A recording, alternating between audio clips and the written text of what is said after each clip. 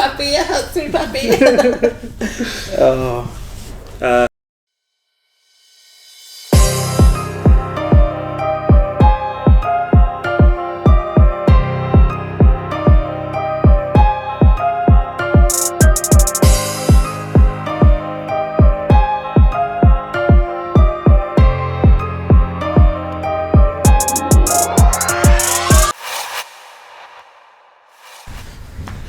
Right, guys, welcome back to Team Ronin podcast number 4. We're getting that now, starting to build some up. 4. Still no guest. No guest. Well, Cushy. Old Cushy there. Cushy. And old Greeny Blanky. Yeah. Cushy and Blanky. One thing with that, like, so it's one thing I was going to say about, obviously the video we've just done on UK drifting. Yeah. And I've messaged a lot of people about coming on this podcast, right? So like, all of the responses I've had that are people who will do it are all bigger kind of drifters. Yeah.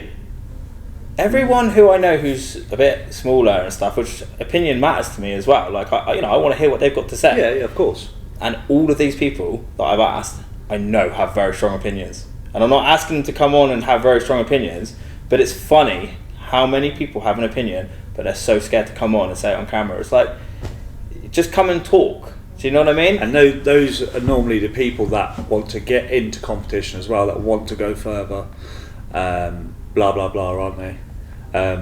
Whereas everyone else you've asked that want to do it, that are keen to do it, that we want to do that in the future, mostly are in competition already, aren't they? Yeah.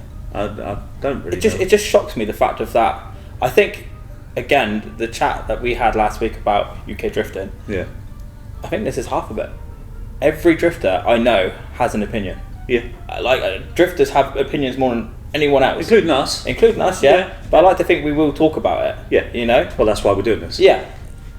But everyone else likes to just moan or have an opinion behind the scenes. Yeah. And try and influence everyone behind the scenes. They won't come and discuss it and how can we make it better. It's just like, oh no, I want to... That's really interesting. We should make a podcast about that. No, I'm not coming on to your podcast. Why? Oh, I don't want to talk on camera. Yeah. Well, neither do we. But it's just it's a community. It's, we're not judging anyone. I'm not going to judge someone by their opinion.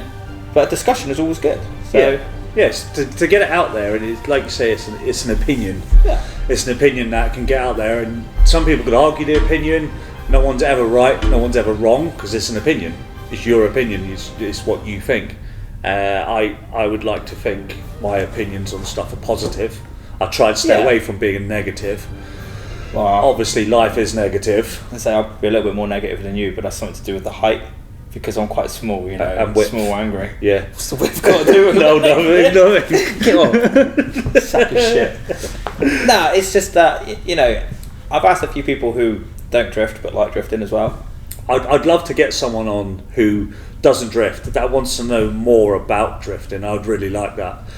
Questions that even down to a competition, they could look at it and go, why is he battling him? And they might not understand why they're battling. They might not understand the point system. They might not, and I'd love to go through that. So I'm no pro at it. Like, I don't understand a lot of it myself. I could go, how the hell did he just score an 80? He should have got 100 million. You see it. I'm no pro at it, but I do understand it a little bit more than someone who doesn't. Yeah. You could say. And I would prefer that more than actually have drifters on. Yeah. I think. I mean, there's obviously like some cool people in the pipeline. And obviously we discussed that, who are actually keen to do it. Yeah. Just want to try and make sure we've got a bit more stuff up. We've got a new sticker on. Yeah. But we want to make it a little bit more homely, a bit more, before we start getting some of the bigger names on. Fine line it. Yeah. Fine line. So we know that we're happy with, might try and get a bit of a better camera and stuff, depending if people carry on watching us, then I'll invest, I don't mind. Yeah. But yeah, just a little bit shocked by that. And I think I come back to the whole UK drifting thing a bit, is a lot of people have an opinion but they don't do anything about it. Yeah. They just like to moan, and I think that's a British thing. Yeah. Or not so much moan, but they like to have their opinion but not actually do anything. Yeah. Oh no, I don't want to come and... It's just...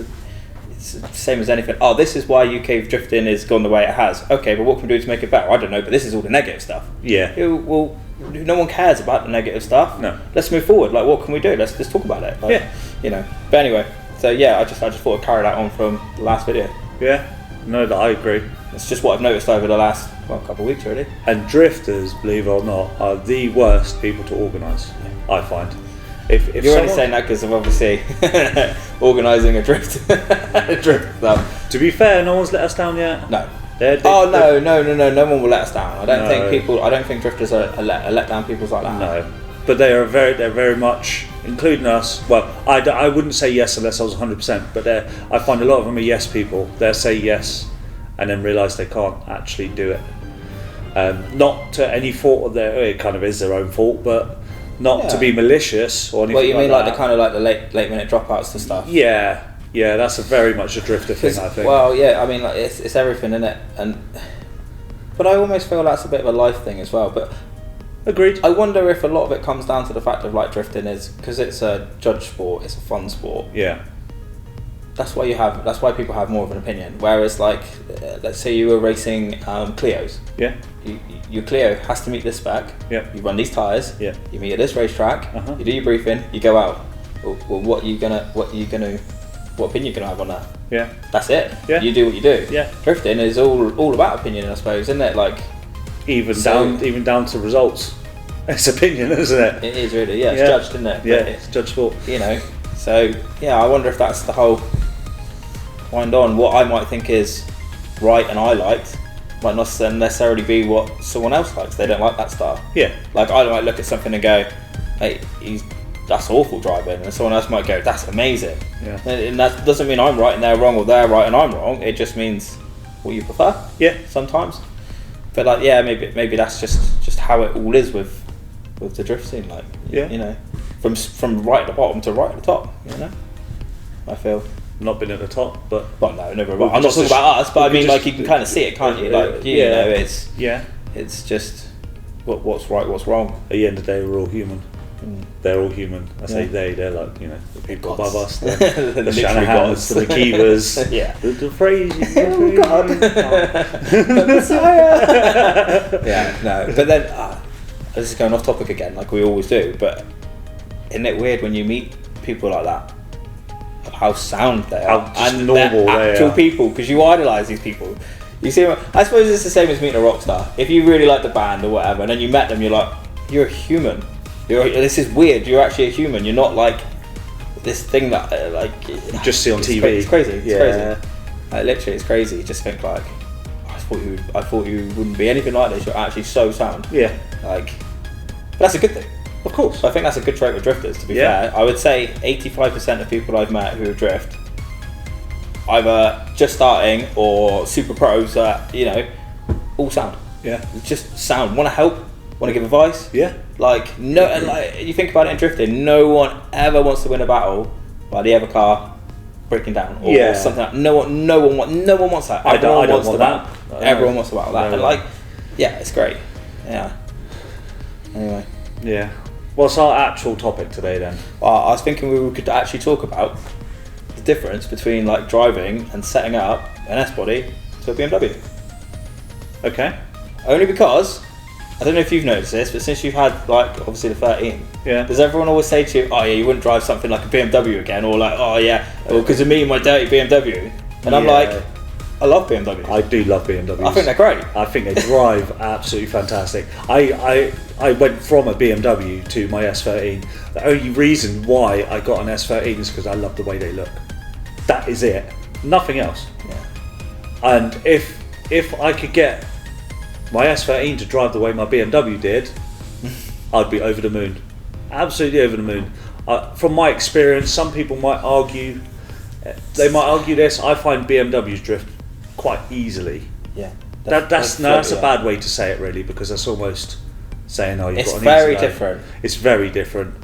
Very, very different. I would say an S-body can be more tricky to drive. Yeah. But when it's right, more rewarding. Jesus Christ, it's more rewarding. Yeah. Whereas a BMW is maybe not so tricky, but it's always good. Like it's you know, the whole thing about, oh yeah, if I could have any car, I'd have an S-body. I wouldn't pay S-body prices now if I was going drifting. No way. I wouldn't do it. If I was going to start drifting now, and I had, let's say I had £20,000, right, an insane amount of money to go drifting. Yeah. And let's say I did drifting 5 years ago, and I got out of it, and I'm coming back into it now with this money, and I would not be looking at an S-body. I'd be looking at a 46. I'd be looking at what kits work for them, Yeah. or even a 92 or something like that. Because I just think they're cool. They do look cool. Yeah. I personally would rather go with, you're going to expense again, E30. I've never driven an E30 as a drift car. 30's a cool looking car. But they are beautiful. Yeah. But I personally would be going for an E36. Just because it looks better than a 46. Just preference, yeah. But then they do cost that little bit more now than what a 46 does. Quite a bit more, I would say. Yeah. I think that's because of the fact that obviously there's not so many. Yeah. Yeah, maybe. They've all been smashed into walls now, haven't they? But I mean, I think the main real difference with them is obviously the suspension's a very different setup. Yeah. Isn't it? Like you think you got all the multi-link rear on the back of the 14 with the true coilovers. Yeah. And then you've got separate shock, separate spring with loads of travel. Yeah. And as far as I'm aware, this is what Matt Smith told me. So if this is wrong, this is all Matt Smith's fault. Right. Yeah. When an S-body squats, Yeah. it gets more grip. It toes in. Yeah. When a BMW squats, it actually toes out. That's it. So you kind of stiffen the rear on an stiffen the rear on a BMW for more grip, and soften the rear on an S-body for more grip. So it is very different. But again, they're awesome in their own rights. Like, so I made the biggest mistake going from a BMW. I had full 100 alignment. I had access to 400 alignment, so I used to do alignment on my BMW quite often, just tweaking it all the time, just to play and stuff like that. I set my S13 up to similar. it was awful, wasn't it? It just had too much grip, Right? like way too much grip. Yeah. So obviously on squat it would toe out on a BMW. Yeah. On squat on an S13. So I set it to a BMW. So basically I've had a toe in a little bit for squat to toe out. No, it obviously toes in a bit more. Yeah. Too much grip, and it was undrivable. It was horrible for the power level. I expect I was probably. Was that back when you had the SR still? Yeah. Yeah. Pretty standard, wasn't it? So you're probably in 250ish, wasn't it? 260. It was rolling road at 300 with the different ECU and the Mines ECU and stuff on it. I didn't even know it had all that. To be fair. Yeah, the Mines ECU, different cams. Didn't even know that, mate. Yeah. It's been so long ago since you had that it's kind of even forgot about it, to be honest. It feels long ago, but I had a thing pop up on Facebook the other day of memory. You know, the memories come up. Yeah. I think it was 4 years ago. That's a long time ago. It is and it isn't. That's when you put the one you said it? Yeah. 4 years ago. Yeah. And then you're that long? Brother. Yeah. But then that brings up a whole other discussion of chassis, and then you've got engines. Yeah. See, now obviously you've gone for the V8, which I've driven your car, and shit me, it's good. Like, well, now you've put that turbo on there. Yeah. The torque of it and just the drivability is insane. So, like, that inside a BMW, I imagine would work so different, but still great. Yeah. So, but then a BMW motor in an S-body seems to work really well. It does. A lot of people are doing it. Like, I would do it. Yeah. Like, I think now, again, like, it's all down to preference, isn't it? I think, or, you know, my friend Tao will tell you and argue till he's blue in the face that a BMW turbo motor does not work. But I know ample of people who have done it, and it does. But they've done it right. Yeah. There's doing it wrong. There's slapping a turbo on and going through Google and going, if you just stick to 7 PSI, you'll be alright. It doesn't change the timing. It doesn't do anything. Literally, you're chucking just more air for an engine that can't keep up with it. Yeah. Which will eventually, in my opinion, I say my opinion, I've done it. I've done it, and it's shit. Yeah. Shane Fenton's not here to put his 2 pence in. Yeah. To be fair, when it worked, Fenton's though, I didn't understand, because when it worked well at like 9 psi. Well, that's it. It didn't, did it? It didn't. That's the issue. But that first turbo he had at 9 psi, it seemed to work, but it blew the turbo. Yeah. And I don't know why. And then when he put that other one on it, just kept boost creeping, kept blowing motor. Yeah. So I mean, again, that's coming back to how much money you're chucking into it, isn't it? If you've got like all expensive fancy wastegates, that kind of stuff doesn't happen. Running a standalone ECU, it's all controlled, isn't it? It doesn't happen. Yeah. You know. But then if you're running that kind of stuff, you're turning the boost up anyway. But you know, like Tom, so Sam and Tom's got a turbo 36. Yeah. It's cool. It's hellish cool. It's like I've never seen it. It makes 400 horsepower and it just rips.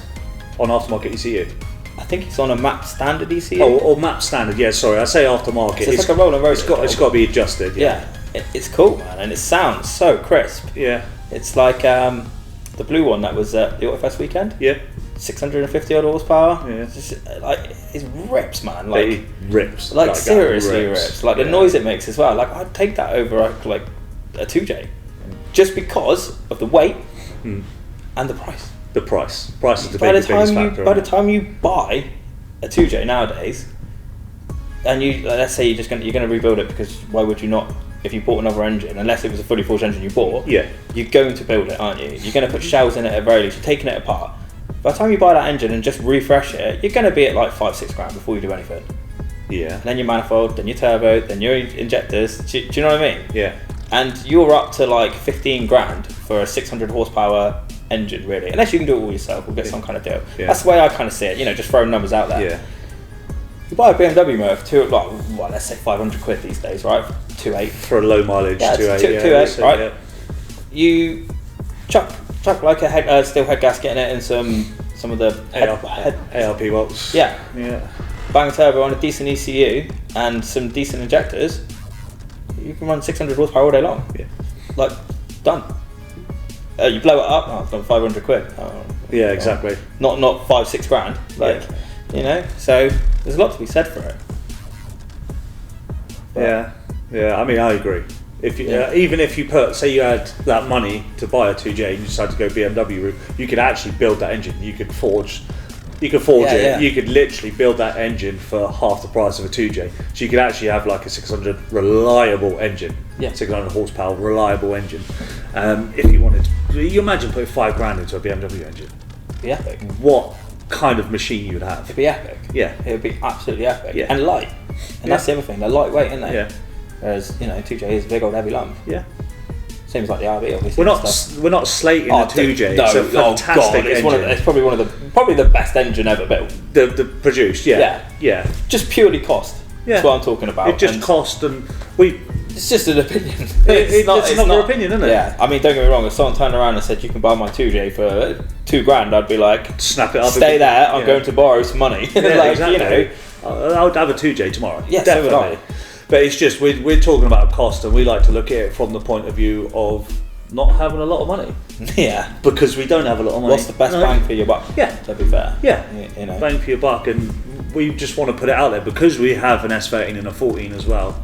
We don't hate BMWs. We don't look down at BMWs. Not in the slightest, because I love BMWs. I think they are fantastic chassis to drive with. I mean, look how many. If they were shit, they just wouldn't be out there, would they? No. Everyone would be an MX-5s, wouldn't they? I would have a BMW all day. Yeah, like I would. Over quite a lot of cars, to be fair. Yeah. I think I'd rather a Beamer than a 350Z. I would. Definitely. More reliable, I think. Yeah. It's still cheaper parts. Like, Yeah. I don't know, besides from Maynard, obviously, I don't really know that many people who, like, personally, who drift them. No, but he's also blown his engine up once as well. He has, yeah. And it's the right reliability thing, because obviously you just hear things from looking at what you see on Facebook and stuff, people saying that I can't blown a 350 motor and stuff. Like, so I don't know if that is a common thing with them drifting or not. I don't know. They're not. I just don't think they're built to sit on the limiter. No. I say the limiter, but that high res for that amount of time. Again, though, I suppose it's all. I expect if you built it, if it was a built motor and you banged a couple of turbos on it, it'd probably be great.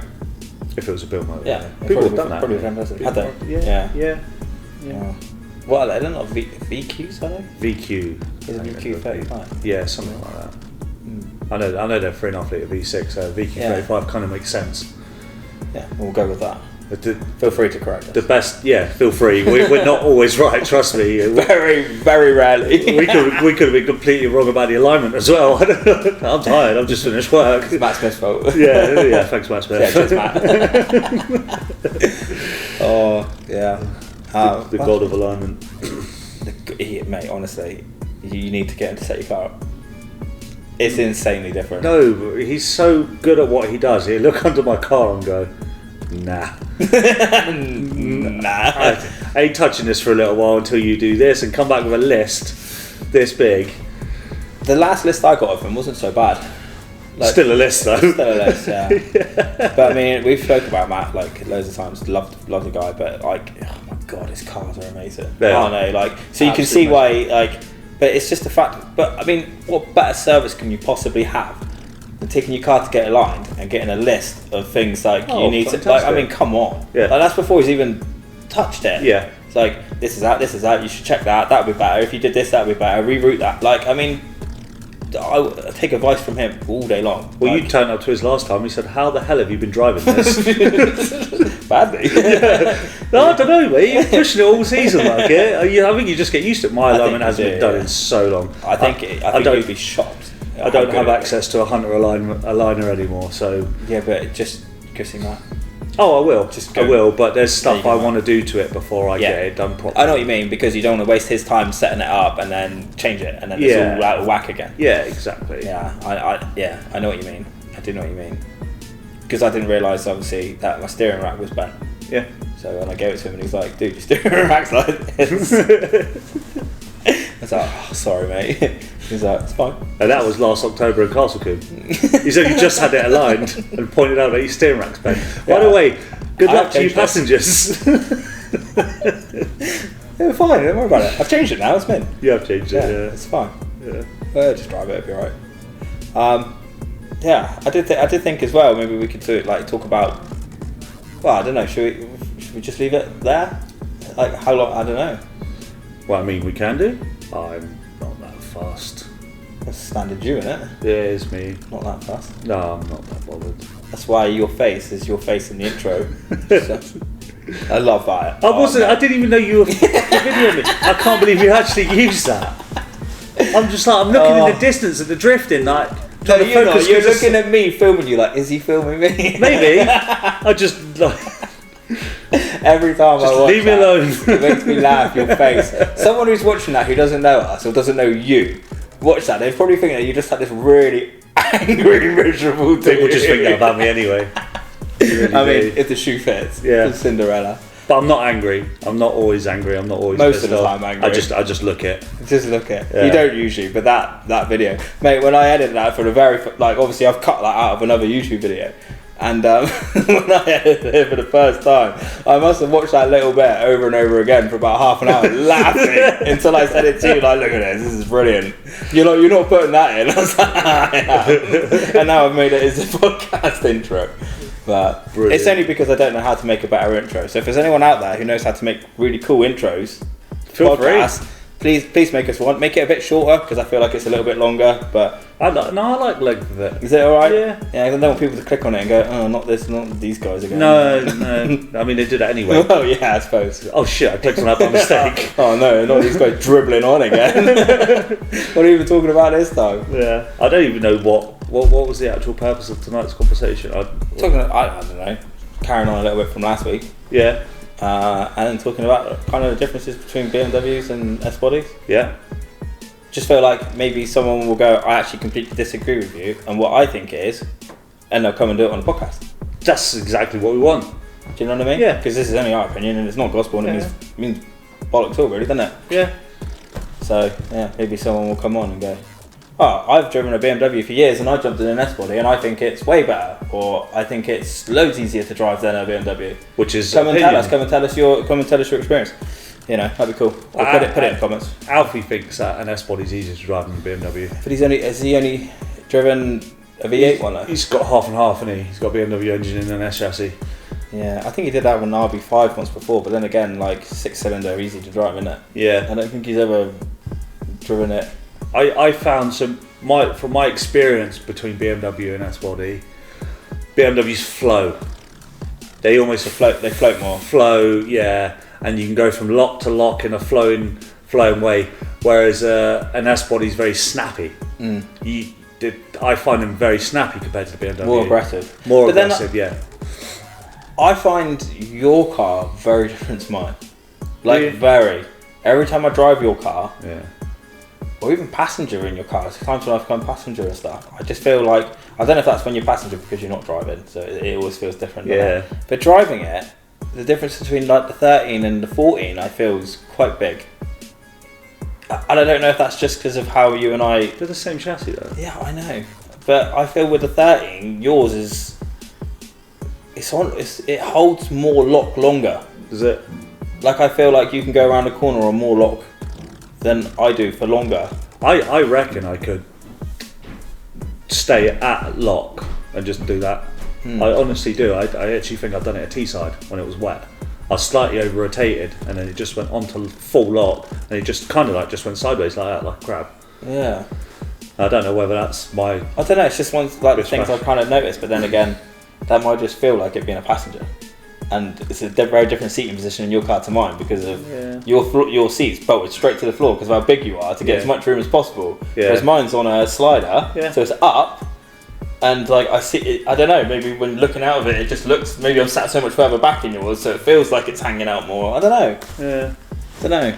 But that's what I mean, like, even though there's both S-bodies and they're the same chassis, and they're probably not that far in the same setup in a certain way, are they? Different engines, but I mean, setup-wise, we're probably around the same. Yeah, it's not much. It does feel different still. Yeah. Like, you know. Different engine, different gearbox as well, but that isn't going to change the way it handles, though, is it? Well, I suppose it will a little bit. Depending on weight, but I think the V8 doesn't weigh much more or any more than the SR. So a standard 1UZ is lighter than an SR with a turbo. Right. But you've got a big turbo. I've got a turbo on it now, so it probably weighs more than SR now. I don't really know. So ain't that much different? Well, you think all the manifolds and all that. True. Yeah, because you've obviously got quite a windy old manifold on there as well. You need to make it all reach. Yeah. I suppose. So yeah, you're probably right. Yeah, so it's probably heavier than SR now. Yeah. I know the front end's was lower. I had to adjust it up a little bit. So you lifted the weight off of the front. Yeah. I know I had to do that afterwards. Yeah. Interesting. It'd be quite interesting to weigh, to be fair. Yeah. If you've been in both of our cars as a passenger, maybe your opinion with what you think's different of the cars. I know we took 2 girls out at last Auto Fest weekend. We took their boyfriends out and I drove up your quarter panel with one of them in the car. Yeah. And then we took their girlfriends out and they came back out and swapped cars. Yeah, so they've been in both cars. They have, yeah. Swapped. That must have cost them a fortune that day. Yeah. I feel they deserve a free ride. Sorry folks, the laptop went dead because someone forgot to put it on charge. I thought, in fairness, the charger's plugged in, I just didn't turn it on. I don't know if that's any worse or better. I saw the cable was there. As long as it's in the hole. Yeah, what were we talking about? Passenger rides. The 2 girls that have been in both our cars. Yeah. If try and comment on this video. We'd like to know your opinion. Yeah. On the difference in what you thought of the cars. Again, because they're not drifters either. No. So it'd be cool to see what they think about how I drive compared to how you drive, how your car is, and yeah. You don't have to tell us who's better. Yeah. Because that hurts one person's feelings. It's normally mine. Oh, sweetie. You're finally starting to admit it. I'm not going to say that. Admit what? No, that's people's opinions. The whole thing is about opinion. It doesn't mean you're actually better. When everyone's got the same opinion, it usually goes to one way. No, it doesn't. Oh God, I'm going to kick you downstairs on the way out. Yeah, well, please don't. Small enough as it is. Yeah, small, yeah. Should we call it there? Yeah? Happy with that? Yeah. One thing I would like to say is, if anyone's got any topics they want us to discuss, give us a comment or send us a message if you've got us on Instagram or Facebook personally, whichever, or on the YouTube. Team pages, or even on YouTube. Just social media. Put a comment on. I'll tell you what, anyone who comments on any of the YouTube videos will answer every comment. I'll always reply. 100%. One of us will reply, and if you ask a question on there, we will talk about it in a podcast. 100%. So, cool. That's the end of number 4. Thanks, guys. See you again. Bye.